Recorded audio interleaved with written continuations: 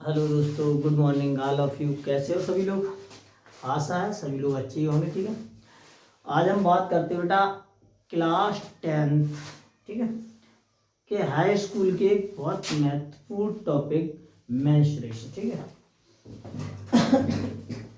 इसमें आप हम देखेंगे ये जो आपकी किताब है ये एनसीईआरटी बेस है। ठीक है, और एनसीईआरटी जो बेस है इसमें आप देखना प्रश्नावली 9.1 का पहला सवाल देखते हैं। ठीक है, इनको हम बात करेंगे 9.1 यानी त्रिकोणमिति के कुछ अनुप्रयोग हैं। ठीक है, चलो देखते हैं बेटा।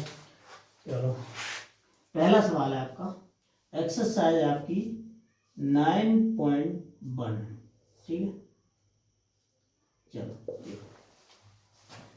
पहला सवाल है, एक मीनार की ऊंचाई 20 मीटर है।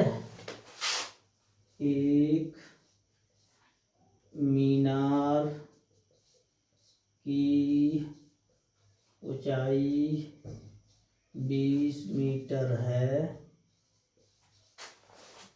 कह रहा है जमीन पर बनने वाली इसकी छाया की लंबाई, जमीन पर बनने वाली इसकी छाया की लंबाई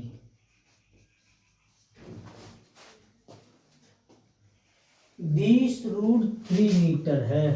20√3 मीटर है। ठीक है, सूर्य का उन्नयन कोण ज्ञात कीजिए। बेटा इसमें ज्ञात करवा रहा है सूर्य का उन्नयन कोण।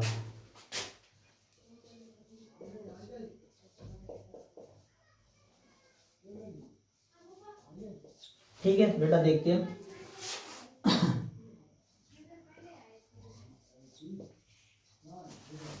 सवाल आपका कह रहा है एक मीनार की ऊंचाई, बेटा एक मीनार बना लो। ठीक है, मीनार की ऊंचाई आपको दे रखी 20 मीटर। ठीक है, जमीन पर बनने वाली इसकी छाया की लंबाई। बेटा ये जो मीनार है, अब मान के चलो ये सूर्य का प्रकाश इधर से पड़ रहा है। ठीक है, अब ये सूर्य का जो प्रकाश है ये कहीं ना कहीं इधर छाया बनाएगा, तो ये छाया जो है वो इसकी कहाँ तक आ रही है बेटा, यहाँ तक आ रही है। ठीक है, अब इस छाया की लंबाई जो बता दी वो बता दी इसने, छाया की लंबाई 20√3।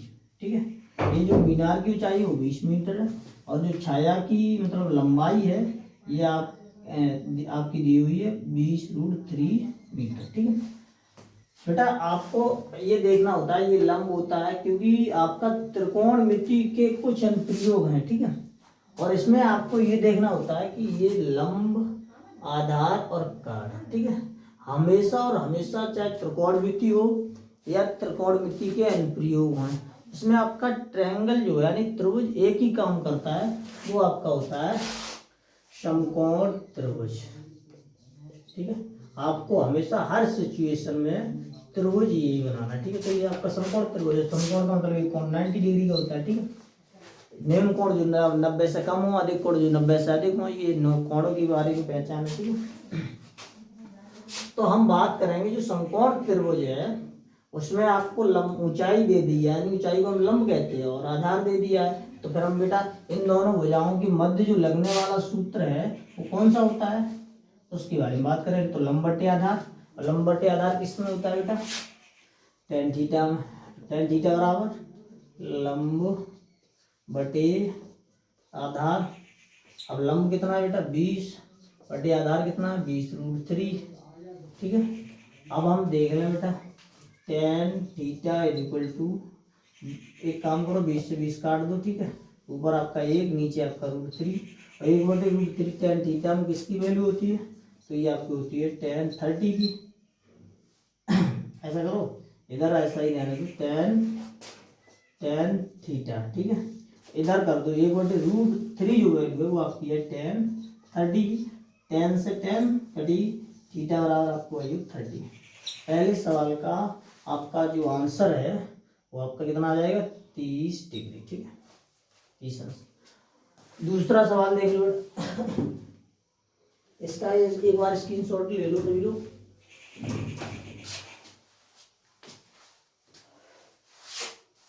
चलो दूसरे सवाल की ओर देखते हैं बेटा।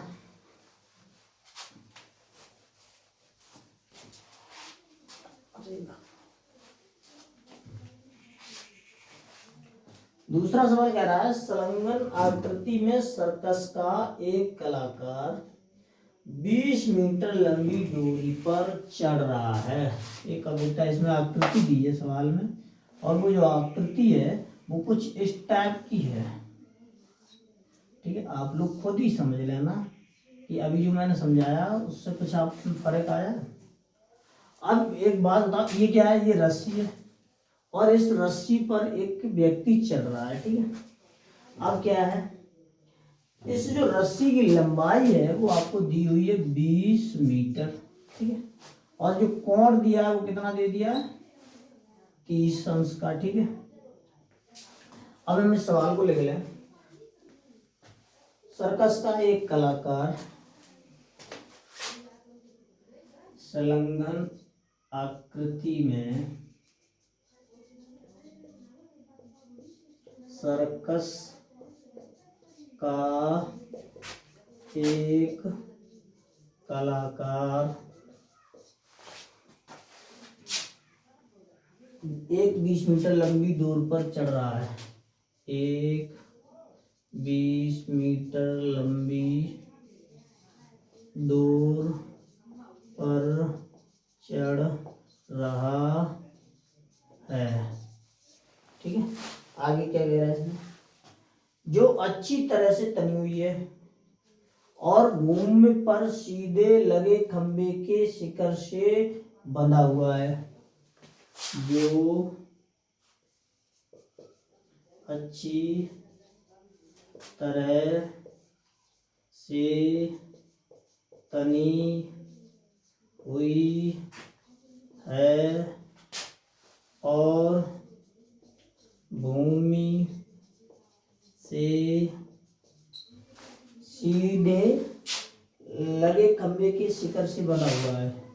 सीधे लगे खंबे से बंधा हुआ है। आगे कह रहा है इसमें, यदि भूमि के स्तर से 60 यानी कि बनाया गया कोण 30 अंश का, मैं ऐसे लिख रहा हूँ शॉर्ट में, ठीक है। बनाया गया कोण 30 अंश का है।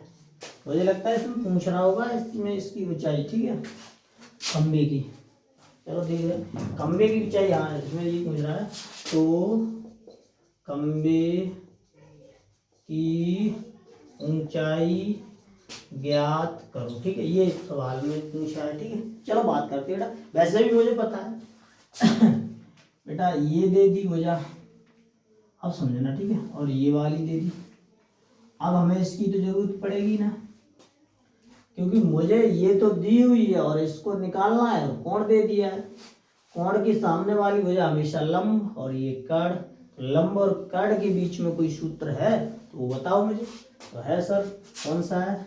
साइन 30 इक्वल टू लंब बटे कर्ण, ठीक है। और लंब की जो वैल्यू है वो कितनी है हम देखते हैं बेटा। लंब की जो वैल्यू है वो तो हमें निकालनी है, ठीक है। कर्ण की वैल्यू हमें पता है कितनी है।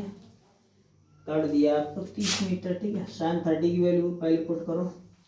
किसी को पता है साइन 30 की वैल्यू कितनी होती है? पता कौन करे? सब टीचर ही करेंगे। चलो ठीक है, हम बता रहे हैं, ठीक है। साइन 30 की वैल्यू आपकी 1/2, और इसमें आपको लंब को ज्ञात करना है, इसको x मान लो, इसको ज्ञात करना है, ठीक है। कर्ण आपका दिया हुआ है कितना? 20। इसमें कैंची का मल्टीपल कर दो। तो बेटा हम क्या करेंगे, 2 को इधर मत ले जाओ, 20 को इधर ले आओ, तो 20 आपका इधर पहुंच जाएगा। तो इधर केवल केवल क्या रह जाएगा? x। इधर आपका 20 ऊपर और 2 नीचे, 2 दाई 20, तो जो आपका खम्भ है वो आपका कितने का निकल आएगा, 10 मीटर का ऊंचाई का, ठीक है। चलो और सवाल देख लो बेटा इसमें।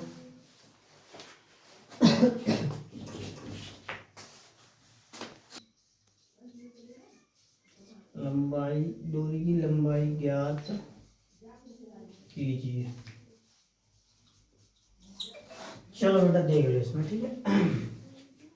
अब आप इसको देखो सवाल को कि भूमि से 60 मीटर की ऊंचाई पर एक पतंग उड़ रही है। पतंग में लगी डोरी की अस्थायी रूप से भूमि के एक बिंदु से बांध दिया गया। भूमि के साथ डोरी का झुकाव 60 अंश का है। यह मानकर कि डोरी में कोई ढील नहीं है तो डोरी की लंबाई ज्ञात कीजिए। तो पहले तो आप चित्र बनाओ, ठीक है। चित्र कैसा होना चाहिए भाई, समकोण। तो समकोण चित्र जब आपका बनेगा तो देखो कैसे बनेगा, इसके बारे में देखो। ये जो है भूमि से 60 मीटर की ऊंचाई पर, तो यानी कि यहाँ से 60 मीटर की ऊंचाई मान लो ये है, ठीक है। चलो अब यहाँ से बेटा क्या है, एक डोरी को बांध दिया इस खम्भ से, और डोरी मान के चलो ये आपकी आ गई यहाँ पर दूसरे सिरे, यानी जमीन के दूसरे सिरे पे बांध दिया, ठीक है। अब यहाँ से आपका एक कोण निकल के आ रहा है, वो कितना है, डोरी का झुकाव जो है वो कितने का है, 60 अंश का। ये डोरी है ये वाली, ठीक, और इसका जो झुकाव है भूमि से वो कितने का है, 60 अंश का, ठीक है। अब आपको पता है इसमें पूछ रहा है डोरी की लंबाई। डोरी का मतलब मुझे इसको ज्ञात करना है, एक्स को ज्ञात करना है, ये दिया हुआ है, कोण दिया है, तो कोण की वैल्यू वो लगाओ जिसमें आपका यानी कि काढ़ और लंब दोनों मिल जाए। चलो तो फिर आपको देखने को मिलेगा साइन 60 बराबर लंब बटे काढ़, लंब बटे काढ़। साइन 60 की वैल्यू जो होती है बेटा होता है आपकी √3/2 बराबर लंब जो होता है वो होता है आपका, इसमें दिया है 60, काढ़ कितना दिया है x। एक काम करो x को इधर ले जाओ, ठीक है, 2 को इधर ले जाओ, √3 को नीचे ले आओ, कुल मिला के जो आपको आंसर बनेगा यहाँ से x बराबर 60 दूनी 120 बटे ये √3 आपका इधर चलाएगा, फिर हम √3 का बेटा परमीकरण कर देंगे। अब हम √3 का बेटा परमीकरण करेंगे तो आपका आंसर जो बनेगा वो बनेगा 120 √3 बटे 3 तिया 9, 3 तिया 9 की जो वैल्यू अंडर रूट में होते हैं वो होते 3, काट दो 3 चौक 12, यानी कुल मिला के जो आपको आंसर बने वो 40 √3, ठीक है। स्क्रीनशॉट ले लो इसके। तो बेटा ये आपको लिखना है यहाँ पर ज्ञात कीजिए, ठीक है। अब आपको देखना क्या है बेटा, इसमें कह रहा है भूमि के एक बिंदु से जो मीनार के पास बिंदु से 30 मीटर की दूरी पर मीनार के शिखर का उन्नयन कोण 30 डिग्री है, तो मीनार की ऊंचाई ज्ञात कीजिए, ठीक। तो बेटा इसमें कह क्या रहा है, पहले इस बात को समझो। एक तो मीनार है, दूसरी बेटा मीनार कहाँ पे है, जमीन पे है ना, और जब जमीन पे आपकी मीनार है तो उसको हम देखना है बेटा। तो ये तो जमीन है, तो यहाँ पर एक बिंदु है जमीन का, यहाँ पर भी बेटा जमीन है, ठीक है। अब इसमें क्या कह रहा है, भूमि के एक बिंदु से जो 30 मीटर दूरी पर है मीनार से, यहाँ से यहाँ तक की दूरी कितनी बेटा, 30 मीटर। तो बेटा इसका उन्नयन कोण दे दिया है यहाँ से इस मीनार का 30 अंश, ठीक है। अब देख लो, लगा लो बेटा, ये सही से लिख दें। अब देखो बेटा इसमें आपको सूत्र लगाना है, ज्ञात क्या करना है, ज्ञात लंब करना है, इसको x मान लो, और इस इन दोनों भुजाओं के मध्य जो भी सूत्र आपका लगता है वो वाला लगा दो। तो मुझे लगता है tan सबसे बेटर है, tan 30। देखो भुजाओं की आधार पे लगती है sin tan cos, इन दोनों के बीच की बात चलेगी तो आप tan लगा दो, इन दोनों के बीच की बात चलेगी तो sin लगा दो, लंब बट्टी काट, इन दोनों के बीच की बात चले आधार बट्टी काट तो cos लगा दो, ठीक है। तो बेटा tan 30 बराबर हो जाएगा लंब बट्टी आधार, लंब आपका x है, आधार आपका 30 है, tan 30 की वैल्यू होती है 1/√3। इसको हम रखेंगे यहाँ पे x अपॉन मतलब x/30, 30 को इधर ले जाओ तो ये हो जाएगा x बराबर 30 ऊपर और नीचे आपके √3 बेटा चली रही है। √3 का ऊपर नीचे परमीकरण कर दिए बेटा। जब हम इसका परमीकरण करेंगे तो ये आपका हो जाएगा 30√3 बटे 3 3 9 और 9 को वर्गमूल से बाहर निकालेंगे तो 3 3 9 30। तो इसका जो आंसर आएगा 10√3। लेकिन इस सवाल में मैं आपको बता दूं, इसमें दे दिया है यहाँ पर लास्ट में √3 की वैल्यू और दे दी है, ठीक है 1.732।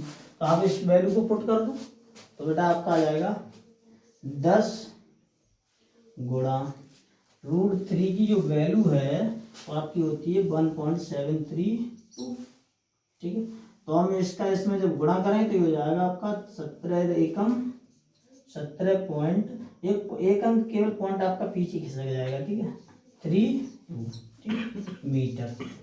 अगर आपको √2, 3, √4, √5, √6, √7 या √0.4 किसी भी वैल्यू को अगर आपको पता करना है तो आप लोग मुझे कमेंट में बताएंगे, ठीक है। आज के लिए इतना ही, ठीक है। आगे best of luck in future.